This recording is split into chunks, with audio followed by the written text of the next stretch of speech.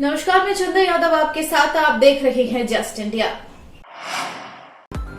खबरों के प्रायोजक हैं Asian colour coated Ispat limited. आपका विश्वास हमारी पहचान। Medifir international taken a step to keep you safe from corona virus. Ranj Kia showroom in Rohtak and Bahadurgarh. Showroom पर आएं, टेस्ट ड्राइव लें और गाड़ी बुक करें। साउथ मुंबई के करी रोड इलाके में शुक्रवार को एक 60 मंजिला बिल्डिंग में भीषण आग लग गई। इस घटना का एक दिल दहला देने वाला वीडियो सामने आया है। इसमें दिख रहा है कि एक व्यक्ति आग से बचने के लिए 19वें फ्लोर की ग्रिल से 10 मिनट तक लटका रहा। इस दौरान उसका हाथ छूट गया और नीचे गिरने से उसकी मौत हो गई। बता दें, वह इमारत का सिक्योरिटी इंचार्ज था। फायर ब्रिगेड डिपार्टमेंट के मुताबिक करी रोड इलाके के अविघ्ना पार्क बिल्डिंग में आग सुबह 11:51 पर लगी। सबसे पहले आग 19वें फ्लोर पर लगी। कुछ ही देर में यह 17वें और 20वें फ्लोर तक फैल गई। तकरीबन 2.5 घंटे बाद आग पर काबू पा लिया गया और 1 घंटे तक कूलिंग चली है। पता चला है कि अविघ्ना पार्क बिल्डिंग की इस इमारत का फायर सिस्टम 2 साल से बंद था, लेकिन सोसाइटी ने इस बारे में बीएमसी को कोई भी जानकारी नहीं दी थी। उसके बाद अब बीएमसी ने इस मामले की जांच का आदेश दे दिया है। मुंबई के मेयर किशोरी पेडनेकर ने कहा है कि आग में फंसे सभी लोगों को सही सलामत बाहर निकाल लिया गया है। वहीं बीएमसी कमिश्नर इकबाल सिंह चहल ने बताया है कि आग पर काबू पा लिया गया है और कूलिंग का काम फिलहाल जारी है। हम इस मामले की जांच का आदेश दे चुके हैं। आग लगने की सूचना मिलते ही आसपास के फायर ब्रिगेड स्टेशनों में दमकल की 15 गाड़ियां मौके पर पहुंच गई और साथ ही रेस्क्यू शुरू कर दिया।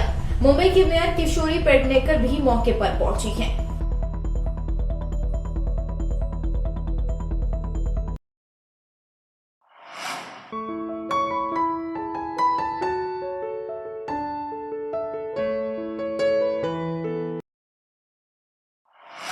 हरियाणा के पानीपत शहर में एक कारपेट फैक्ट्री में शुक्रवार सुबह करीब 4:30 बजे भीषण आग लग गई। सूचना मिलने के मात्र 10 मिनट में ही फायर ब्रिगेड की 12 गाड़ियां मौके पर पहुंची, लेकिन आग पर काबू नहीं पा सकी।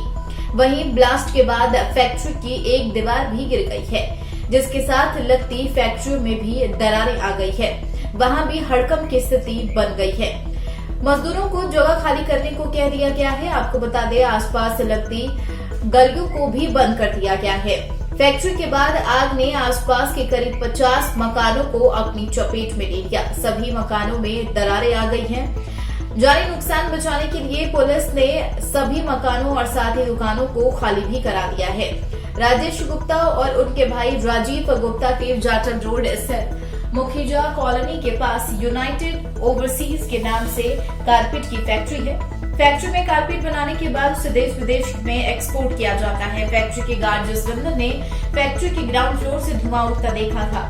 करीब से देखने पर गार्ड को आग लगी दिखी। गार्ड ने पहले खुद ही आग को बुझाने का प्रयास किया, लेकिन आग फैलती चली गई। गार्ड ने मालिक और फिर फायर ब्रिगेड को सूचना दी। कुछ ही देर में मालिक के साथ फायर ब्रिगेड भी मौके पर पहुंच गई। फायर अधिकारी रामेश्वर सिंह ने बताया कि सूचना मिलने के 10 मिनट बाद ही दमकल की 12 गाड़ियां मौके पर पहुंच गई थी। तभी से आग पर काबू पाने का प्रयास किया जा रहा है, लेकिन कारपेट का कपड़ा ज्वलनशील होने के कारण आग फैलती जा रही। 2000 वर्ग गज की 2 मंजिला फैक्ट्री को चपेट में लेने के बाद आग आसपास के मकानों तक पहुंच गई। मकानों में दरारें आने के बाद फैक्ट्री के चारों ओर स्थित करीब 50 मकानों को खाली कराया गया। मॉडल टाउन थाना पुलिस मौके पर मौजूद दिखी।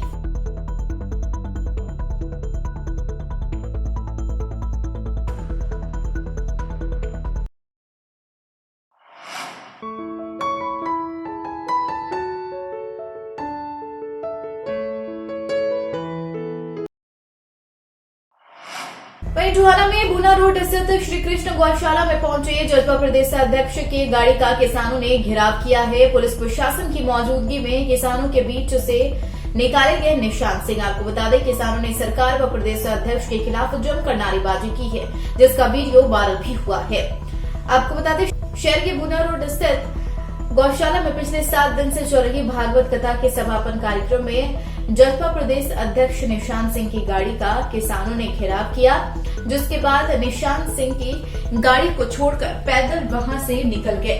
वहीं किसानों ने उनके खिलाफ नारेबाजी जारी रखी। प्रदेश अध्यक्ष की गाड़ी के घिराव की सूचना पाकर पहुंची शहर थाना पुलिस ने किसानों को समझाने किया और साथ ही पुलिस की मौजूदगी में प्रदेश अध्यक्ष की गाड़ी को किसानों ने बीच से ही ले जाया गया। इस दौरान किसानों नेताओं ने बताया कि संयुक्त किसान मोर्चा द्वारा निर्देश जारी किए गए कि जब तक 3 कृषि कानून वापस नहीं होता, भाजपा जजपा के किसी भी नेता का प्रोग्राम नहीं होने दिया जाएगा। लेकिन ये लोग किसानों को चैलेंज करते ही ऐसे कार्यक्रम करते हैं, जिसके चलते उनका विरोध किया गया है।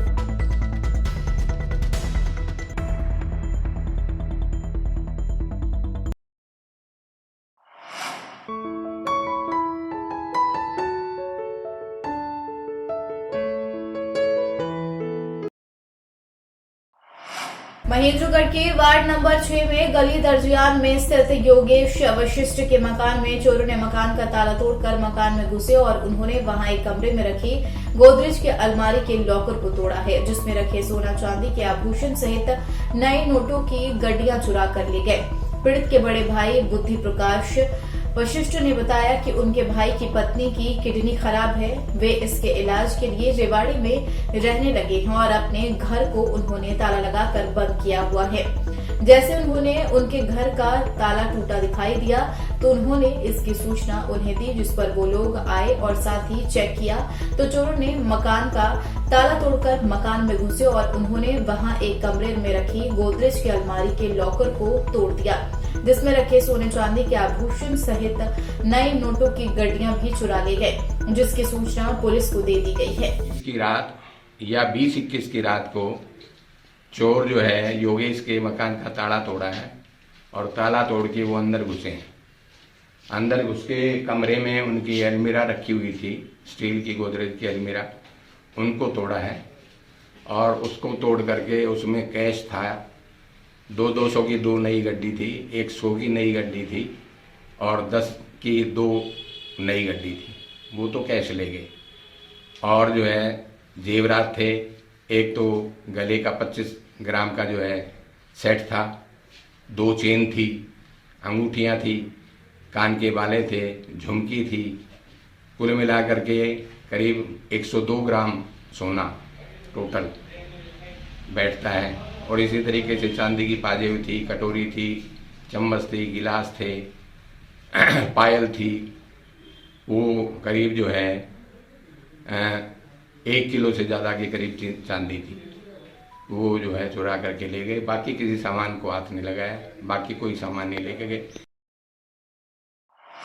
कुरुक्षेत्र में जिला पुलिस द्वारा मनाया जा रहा पुलिस स्मृति दिवस और फ्लैग डे। बता दें, कुरुक्षेत्र पुलिस लाइन में शहीदों की याद में प्रदर्शनी लगाई गई है। जिला पुलिस कुरुक्षेत्र द्वारा 21 से 31 अक्टूबर 2021 तक जिले में पुलिस स्मृति दिवस एवं पुलिस फ्लैग डे मनाया जा रहा है।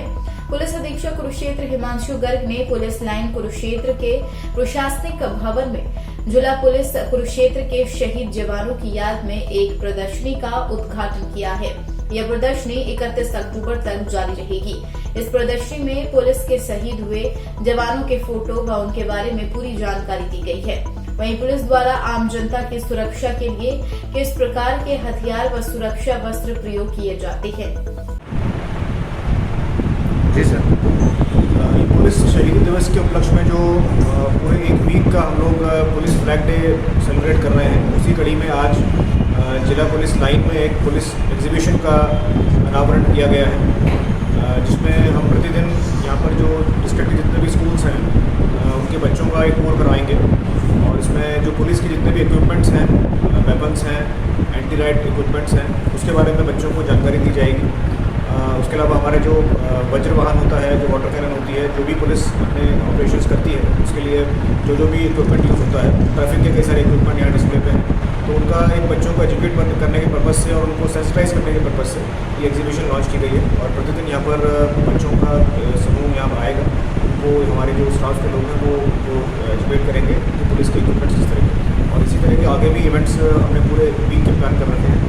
हर दिन एक ना एक इवेंट यहाँ होगा, कभी पुलिस बैंड शो होगा, इस तरह के 3-4 इवेंट्स लाइन अप हैं। झज्जर में बादली के पास कुंडली मानेसर पलवल केएमपी एक्सप्रेसवे पर भयंकर हादसा हुआ है। कई वाहनों की टक्कर में करीब 9 लोगों की मौत होने की सूचना है, वहीं 3 लोग घायल भी हुए हैं। मृतक के शवों को बहादुरगढ़ के सिविल अस्पताल ले जाया गया है। शव बुरी तरीके से क्षतिग्रस्त हो चुकी है।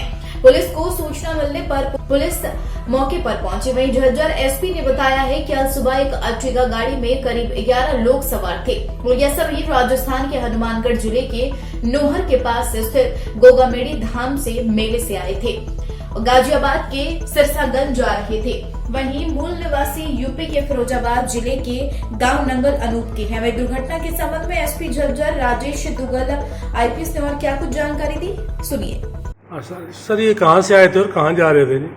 ये लोग गोगामेड़ी हमारी जो बादरा में है, हमारा ये तीर्थ स्थल है गोगामेड़ी, तो वहाँ से आए थे और ये मैनपुरी में इनका गांव है हरदोई, वहाँ पे इनको जाना था तो रास्ते में इनका एक्सीडेंट हुआ। ये एक ही परिवार के थे सर सब? ये सभी एक ही परिवार के हैं और इनके बुजुर्ग हैं कुछ लोग, कुछ इनके बच्चे हैं, नाते नाती हैं और एक ही। इसी के साथ आज के बुलेटिन में फिलहाल इतना ही। नमस्कार।